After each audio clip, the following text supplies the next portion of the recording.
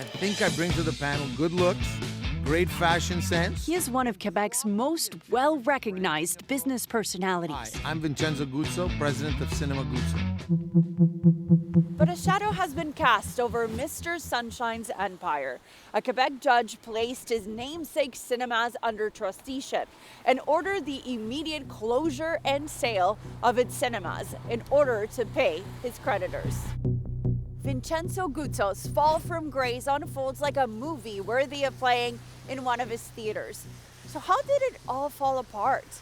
Let's go a few years back. Vincenzo Guzzo's entrepreneurial story begins here at Cinema Paradis, which has been falling apart for years now. Perhaps a sign of things to come.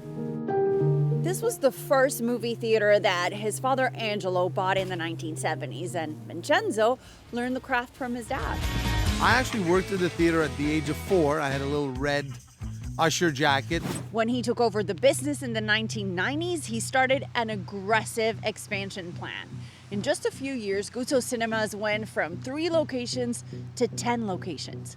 Then came a real estate division, a hospitality division, and even a gourmet popcorn business. This salty, buttery snack is the perfect accompaniment to any movie night. But Guzzo wanted more, so he took out a loan and started plans to expand to other Canadian provinces. Then the pandemic happened, and they were basically closed for over 18 months. The government had ordered people to stay home, and Guzzo lobbied hard to have theaters reopen. But it was too late because moviegoers had turned to streaming. Revenues dropped and never went back to pre-pandemic levels. Guzzo's ambition stunted.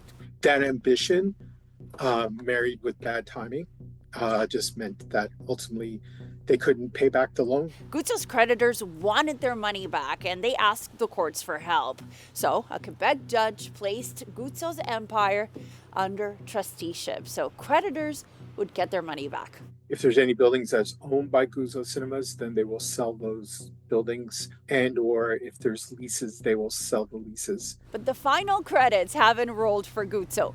We called him and he said he wouldn't speak to us because he was too busy trying to figure out what's next. Professor Cooper says Guzzo could be busy trying to find an investor who could help him buy back his theaters.